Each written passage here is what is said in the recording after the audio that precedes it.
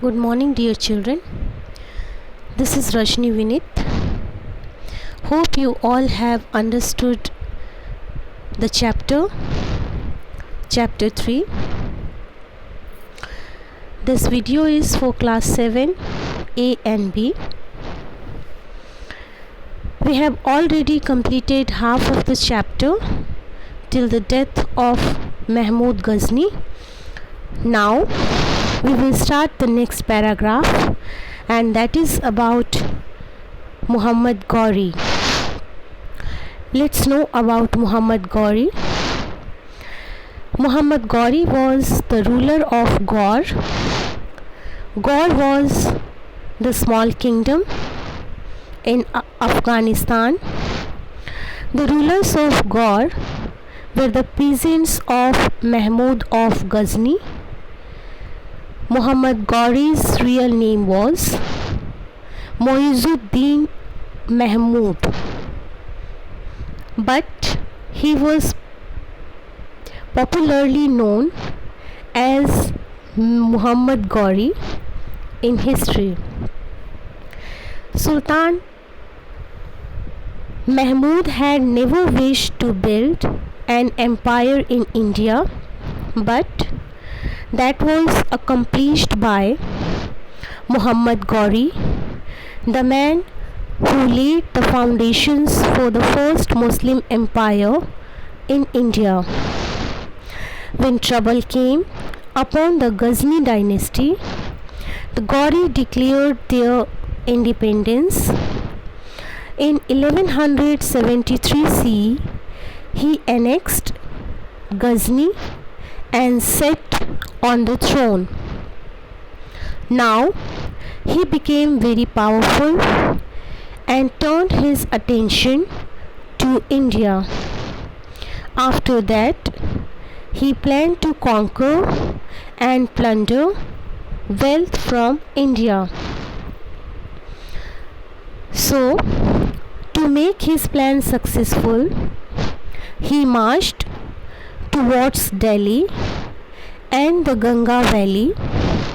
Now, India was attacked again after 150 years. It was attacked and captured in 1175 CE.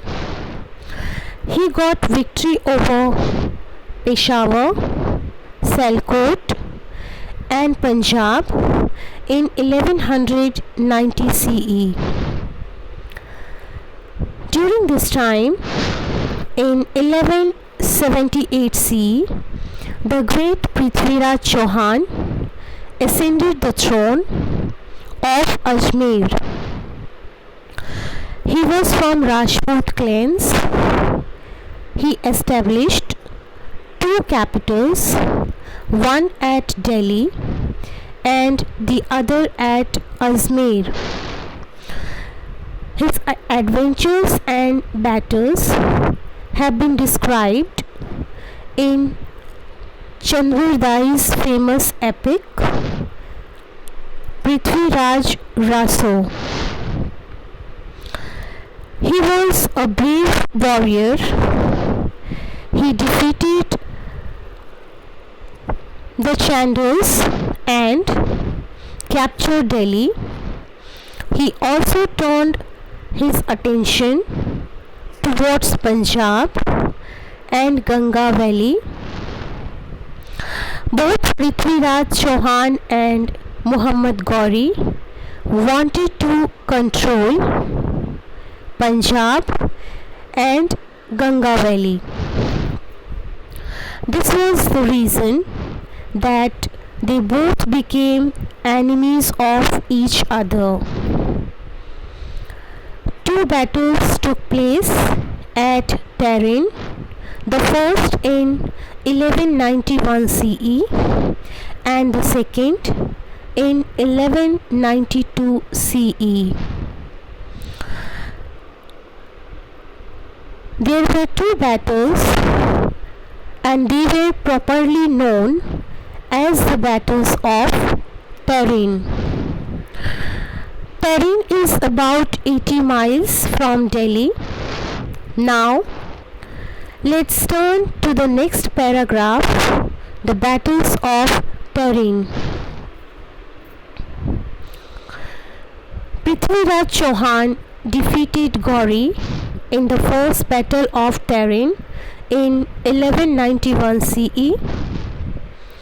He took no efforts to expel the Gauri from Punjab, and this was proved to be blunder to Chauhan. However, Gauri came back the next year with a larger army, and Prithviraj Chauhan appealed to all the kings of northern India for their support to drive away the enemy. All Rajas agreed, but the most powerful Rajput ruler, Raja Jayachandra of Kannauj, did not agree. The armies of both the rulers met at Tarin once again in 1192 CE.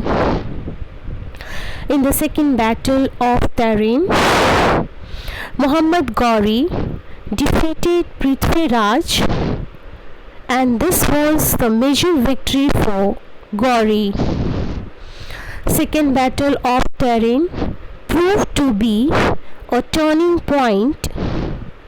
It ended the Rajput rules in northern India.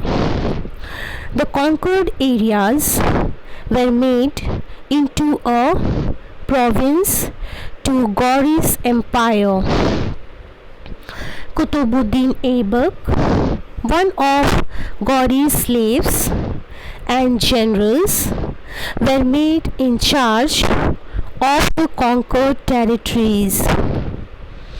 Muhammad Gauri is known as the founder of the Turkish rule in India, but his long absence from India resulted in disorganization in his Indian territories.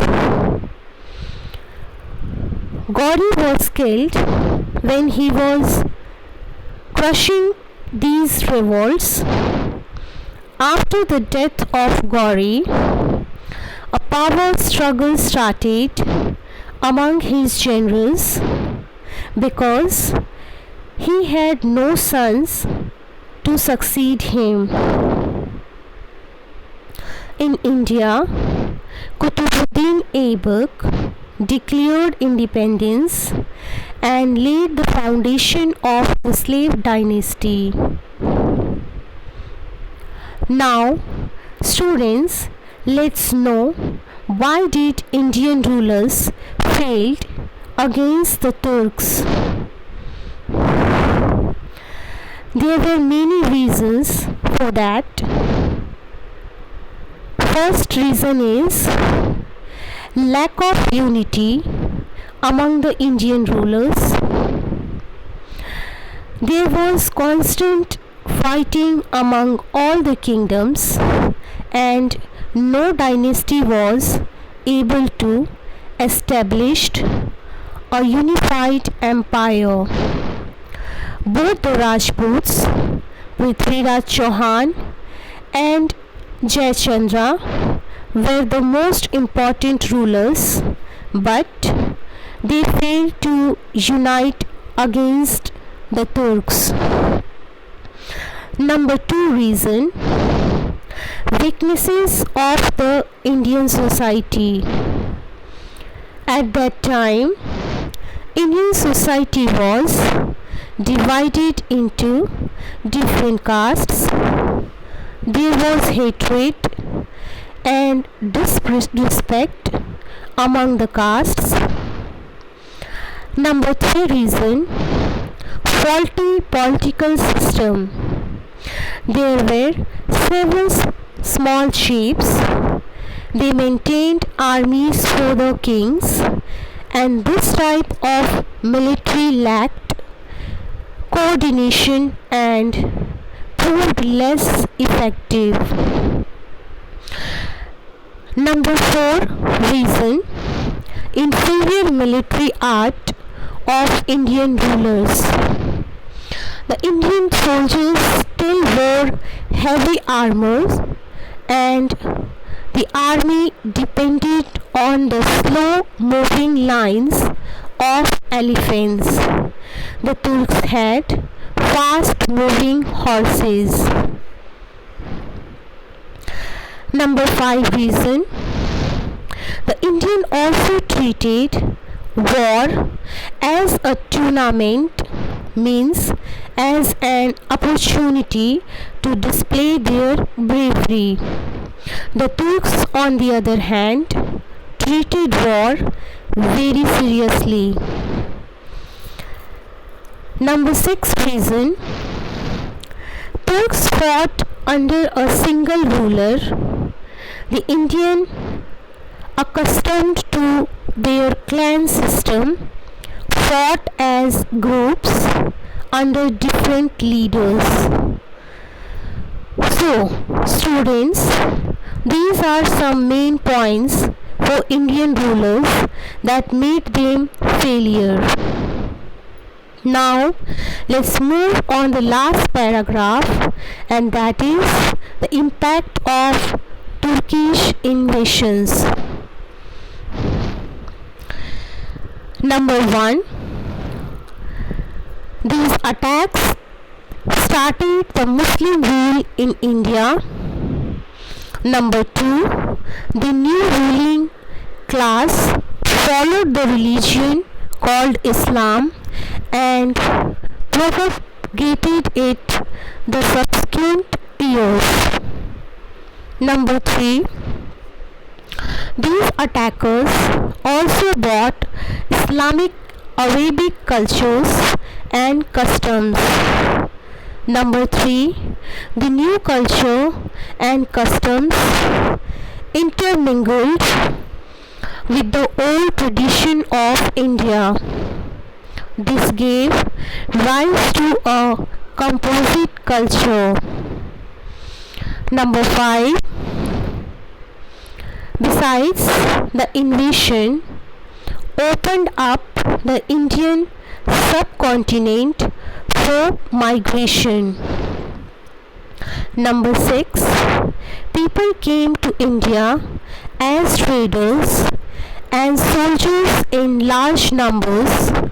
Gradually, they adopted the Indian way of life. Now, let's know some differences between Mahmud of Ghazni and Muhammad Ghori.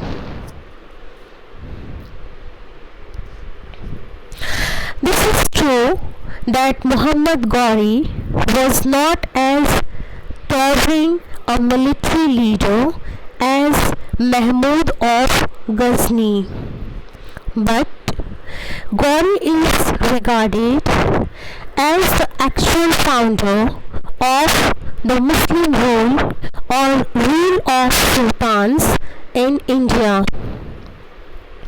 There are 2 reasons for this. Number 1, he annexed the conquered territories to his empire, while Mahmud of Ghazni only looted and plundered the territories that he won. Number 2, Muhammad Ghori planned to build an empire. While returning to Ghor, he assigned his generals to complete the remaining conquest. In this way, he made his conquest more permanent. Now, students, this chapter is over. Hope you all understood this chapter. Listen the video carefully and then Write answers in your copy. Questions will be given on Tenno. Till then, goodbye.